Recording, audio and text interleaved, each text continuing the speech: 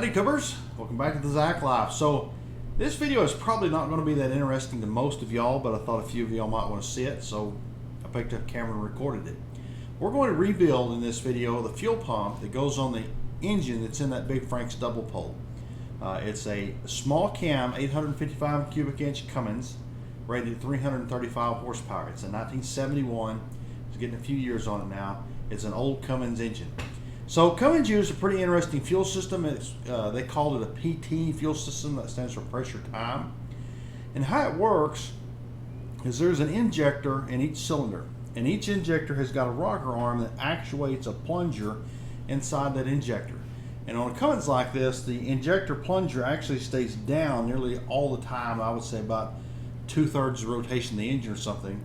The plunger comes up, it gets a load of fuel and sprays the fuel into the cylinder. Anyway, what's kind of unique about it is that the feed system from the pump back through the heads to the injector is relatively low pressure. I think that it's about 300 psi is as high as it gets. And how it works is each injector has got an orifice in it, sort of like a jet. It's not adjustable, but it's like a jet.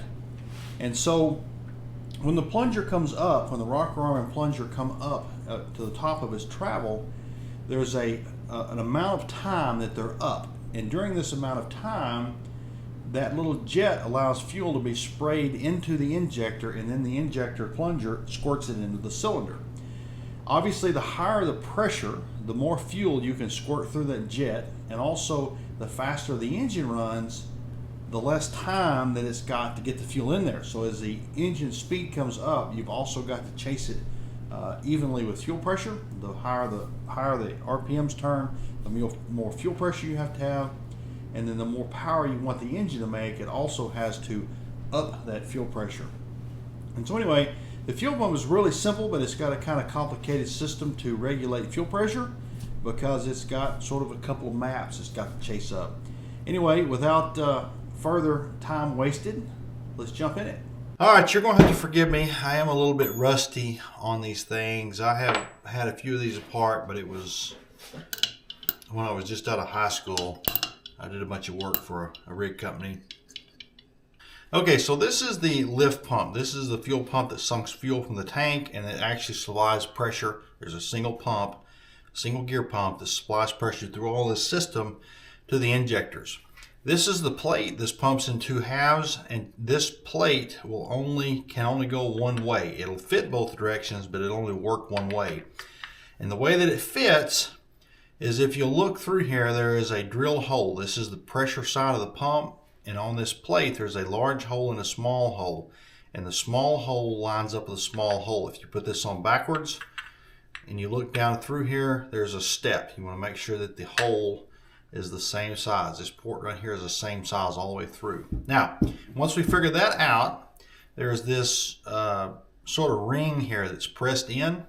This is the side that the gear goes in that has got the long drive rod.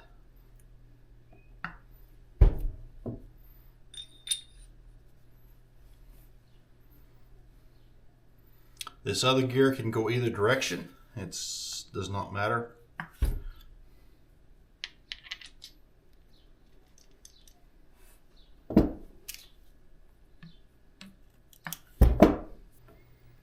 In our rebuild kit here, we've got this plastic gasket. And as I say, we want to make sure we put this on the right direction. Okay, we're only going to put 2 bolts in it here. There are the 2 bolts that are closest to the inlet port.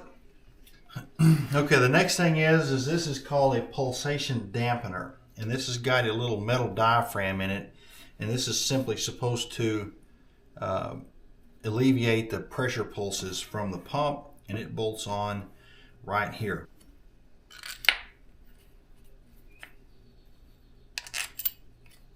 The only other thing here worthy of note is the pump here. This gear is hollow, and this is actually connected. There's a check valve in here. This is connected back to this. Any air that's gathered in the pump is relieved back to the fuel tank. So the next thing, we're going to mount this pump to the case. It's got this special little gasket. This gasket can go either direction, and it seals the pump to this housing. So this port right here is the pressure port here. The output from the pump goes through here. We'll talk about where it goes in a minute. And then it's got this port here is just the dry port, but it has got several drilled passages that are effectively connected back to the internal case of the pump. And there's this little check valve thing. This is open in here. This is a low pressure regulator. I don't know what pressure it's set at, probably less than a few psi. But when the pressure of the case gets above this few psi, pressure can travel back from this back to the inlet port of the pump. And this is not a very well sealed system. It's just basically there's a lot of fuel that's being pumped in here, metered, and what is returned is dumped back into the case, comes through these couple of drill ports, and is sucked back through the pump. It's recirculating a lot of fuel. Okay, I see I've already made a mistake. I'm going to have to pull this pressure dampener off because it is in the way to get the other two bolts in. Before I started this, I forgot to add, this pump may look a little bit different than yours. This is a really old style pump. This is a small cam, but this is a variable speed governor, and it has got an additional governor up here. And your pump may simply just not have this chunk, but it doesn't really have much to do with the normal operation. Okay, next thing, the output from this pump comes through this drilled passage up to this port and down this way. And inside the bottom here is a metal screen. And this screen looks just like that. It's got a magnet in it, and it drops right in here. Now, if you have a normal pump, your screen may be right up here, but it works the same way. It's just these ports are drilled a little bit differently. It may be a big flathead slotted screwdriver. This one is an old style one that's got the spring and an O-ring and a snap ring, but it works the same way.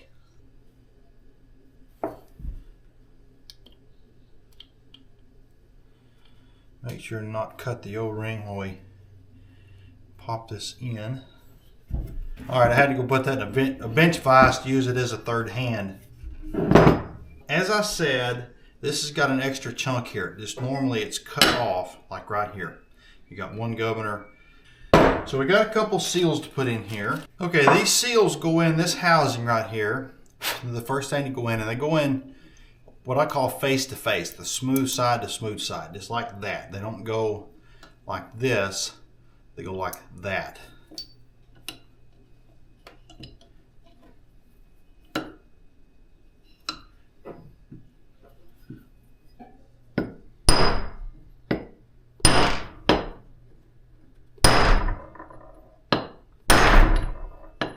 You like my hammer?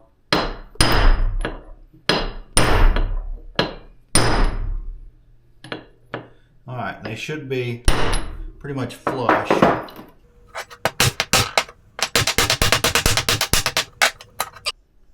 Put a little bit more oil there. This is where the seals run. This does have some really mild grooves where the seals run, but I don't think they're a problem. Alright, this goes in here. We get our little snap ring thing sort of out of the way, and we got to drive the bearing in until it bottoms out, just like that.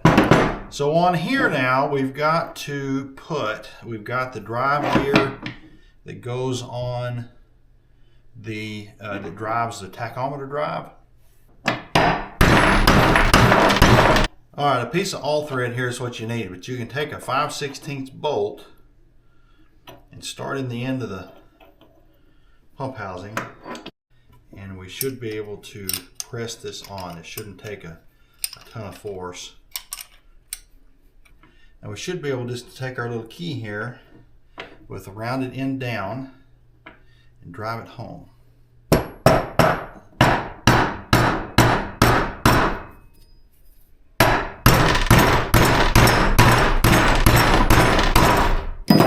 Okay, to finish this up, we've got to drop the governor in here, put a little bit of oil on here. We'll drop this governor in here. There is a extremely important, we're going to explain what this is, thing that goes in here. And this is called a, my mind went blank, I'm not sure what it's called. But there is a spring, and without this spring, the engine will not start, or it'll start really lazy. And I kind of like to grab these and stretch them just a little bit. We're not talking about anything stupid here. We want to make sure that this is, now I've got it bent, I've got to get it straight. We got to make sure that this is in reasonably good shape. Okay, this little spring goes down inside these governor weights along with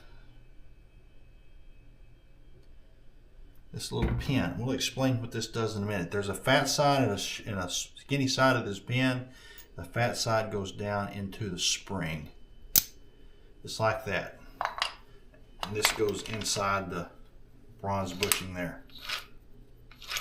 And this is the completion of this side of this pump.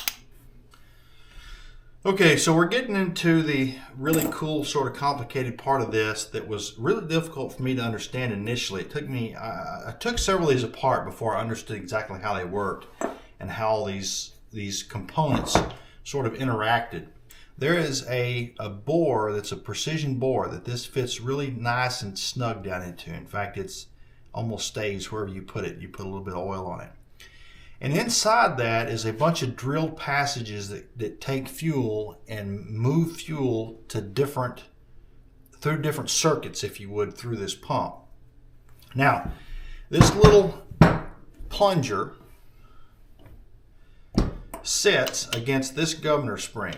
And the end here, this little T-handle, in fact, you can sort of see a little hole worn in it, sits against this little spring and plunger inside this that I was talking about was the most important spring probably in this whole pump. That's probably not true, but it's it won't start without it. And anyway, as the engine speed increases, these flyweights are slung out and it pushes up or out. Can y'all see what's going on here? As these expand, it pushes out on this little plunger thing. Now, on the back side of this is the cool kind of complicated part here. We have got this system here, and this is the high idle spring or the maximum RPM spring. Inside that, we have got the idle spring. Now, the idle spring, or the idle speed, excuse me, is set with this screw, and as you screw this screw in and out, it pushes and collapses this spring. This is a pretty stout little bitty spring. Now inside of this is a thing called the idle spring plunger. Now if you're an old truck driver, you probably have heard of these or seen these or bought one of these. This is what's known as a button. Everybody calls these a button. You can see why they're called a button, because they look like a button. But the actual Cummins name, this is an idle speed plunger. Now this is where the little stroke of genius comes into this pump, and how this pump varies its fuel pressure depending on what the load is. And if you remember, I talked about up there at the office, the engine fuel pressure that goes to this must be linear with the speed of the engine. The faster the engine goes, the higher the fuel pressure has to go to keep the same amount of fuel delivery. Now, what this button does is it pushes, this part here pushes against this button. And when you start the engine, it's in a situation like this. When it comes up to idle speed, it collapses this first spring, and it goes, that's as far in as it'll go. It kind of clicks and bottoms out. I'm going to turn this upside down and put this in this way so that it doesn't all come falling out. And then there is a spacer here. The spacer goes down and pushes on that spring, and it partially or mostly collapses that spring. There's two things going on here. If we drop this plunger, this is probably more accurately called a spool valve. I don't know what the actual Cummins name is, but this thing, as we drop it in this barrel, there's several things going on. As it goes down here, it touches the idle spring plunger. And if we put some force on this, we can collapse that idle spring. You can see right there. If we put a bunch more force on it, about as hard as I can push, we actually collapse the high idle spring, the big spring. Now moving on, the rest of this fuel system is extremely simple because we have got a governor here that is controlling idle speed, it is controlling maximum engine speed, and it's also controlling fuel pressure. So basically the only thing we have to do from here on out with all these other systems is basically just have a valve. The more you open the valve, the more fuel the engine is going to make, the more power it's going to make. The valve is simply the gas pedal. If you shut the valve, the engine dies. If you pinch the valve back, the engine makes less power. It's very simple. That's one of the beauties of this system. It doesn't have to have any ultra complicated control systems. So the very next stop in the fuel passage past this governor is the gas pedal. Now this is the normal throttle linkage that is used on normal pumps. Now on this particular rig, this throttle is actually not even hooked up. It uses only this variable speed governor. I'll talk about that in a minute. But there is a little bit more to this than meets the eye. It's got a couple of ports that are cross drilled. You can't see them, but they're down in there. The fuel comes in the top, goes out the bottom, and it basically comes by this port here.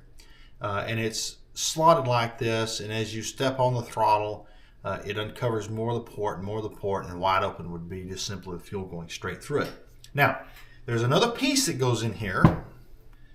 Now this piece goes into this throttle housing, and this is actually how you set the horsepower on these, along with the button. The button sets a fuel pressure, and this sort of sets a fuel rate, but they definitely both work hand in hand. I'm not sure how this happened, but there is a slot that's worn in this shaft. We don't want slotted shafts around here. And I pinched a piece off the O-ring, and how much you want to bet that's going to leak, but it's easy to change later. So as we screw this down, you'll see this plunger actually will appear inside of here. And this is actually how you set the horsepower on one of these engines, along with a button.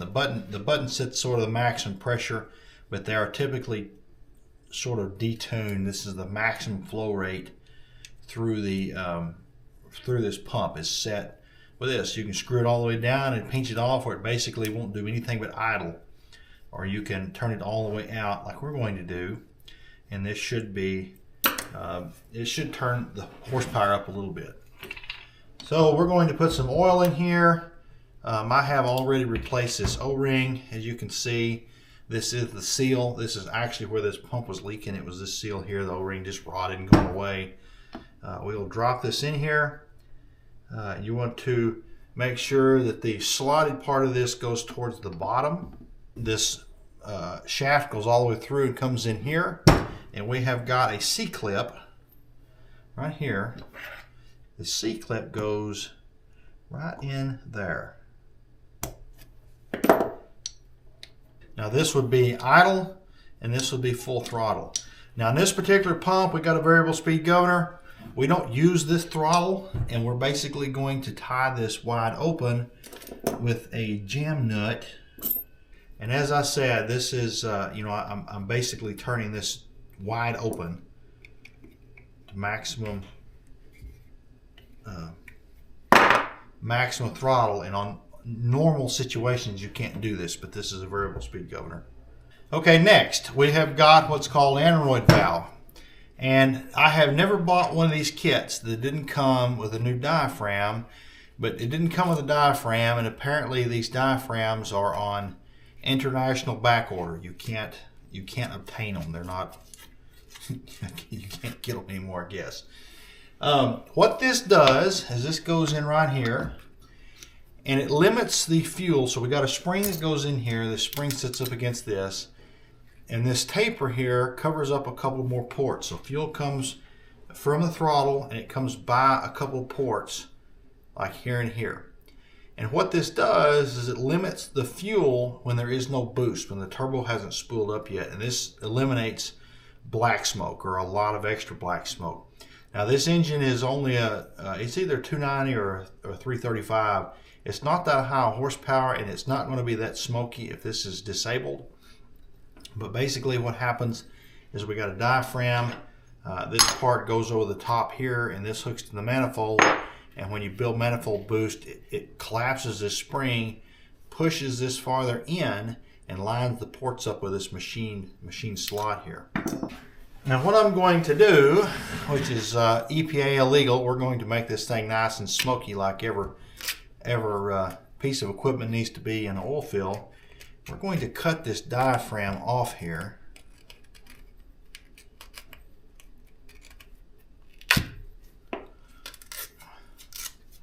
We're going to throw it away. And so I'm just going to make a gasket. We're just going to put a gasket on here, and we will just plug this port. All right, the last thing here is we got the variable speed governor. It's a very simple, very basic system. It's just a valve that's turned off and on. It pushes against this other governor and a spring on the back side. I will show you shortly. So these are the normal gaskets. Like I said, it's just got this part here is gone, and this is the gasket that I'm really surprised they shipped this with, because it's pretty unusual. This is the gasket. What's the difference here in these two? Okay, this is ready to go together. The only sort of trick here is we got to get all this lined up. When I turn this upside down, these weights will fall in the orientation that they need to be, except that's going to fall out of there.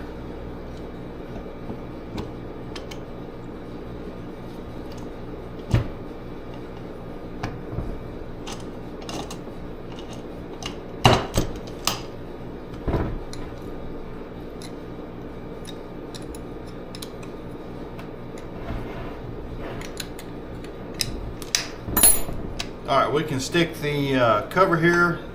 This is the idle screw. You take this little plug out, you can set the idle speed. Well, we got to put this variable speed governor housing in here. We've got this presses against the plunger or the spool valve or whatever of the variable speed governor. Not the idle one, but the other one. It goes in. There's a snap ring that goes in here. We got a spring and the last one. And so when this thing's running, the farther you push this in, this is going to be like the throttle now, and it's done with this housing. This is the shaft that goes to this housing. This was leaking. We've got to change these O-rings. Okay, we've got this little device. It goes down in the center. We've got to sort of line all this stuff up, and it is used. It's what actually, when rolled over, it's what actually pushes on that.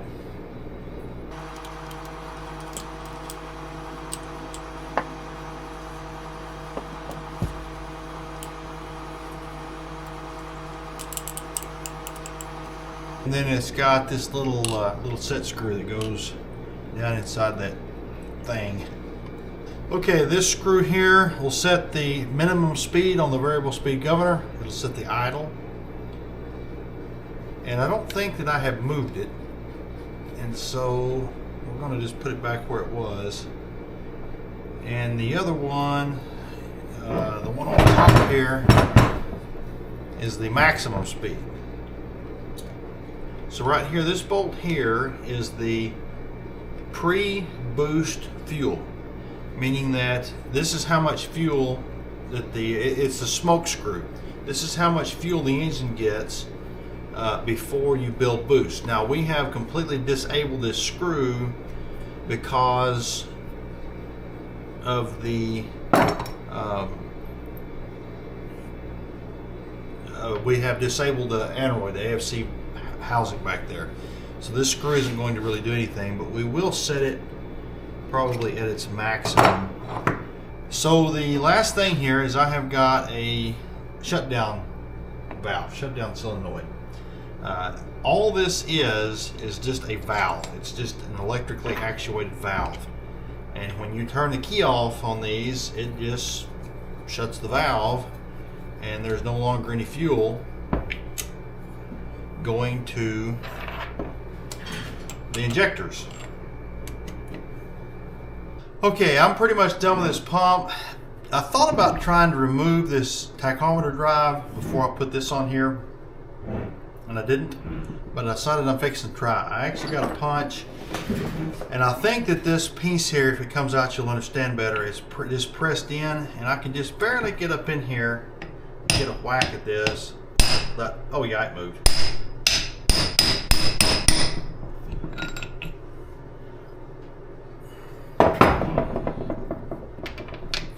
I'm going to get on the internet and find a freeze plug that will fit down in that hole. I got to get the 5/16 bolt that goes in the end here. I've left it up at the machine shop when I press this end off. And we've got to get some plugs to plug this AFC housing. I believe that's about it. I'm waiting on there's a plastic spider that goes in here. I've got a couple of those ordered. They're supposed to be here in a couple of days. So I hope I didn't bore you too much. The engine has got a few issues I'm kind of concerned about. It's got a lifter tick. There's potential problems, been a small cam. It may have a camshaft bad or something in it. But we're going to, in the next video, install the fuel pump. I've actually already done it real time. This is the 31st. I'm talking to you. You'll see this tonight. I got it put on yesterday. But I wanted to make sure that the engine was okay because we got to pull the transmission out. It probably needs a clutch. The clutch is locked up. And if the motor was junk, well, we're just going to probably junk the transmission and all and just get a pull out of a truck. But anyway, appreciate you watching. Next week I plan on, if I get the video edited, I plan on having the next step in this out. We're going to put it on the engine and run the engine.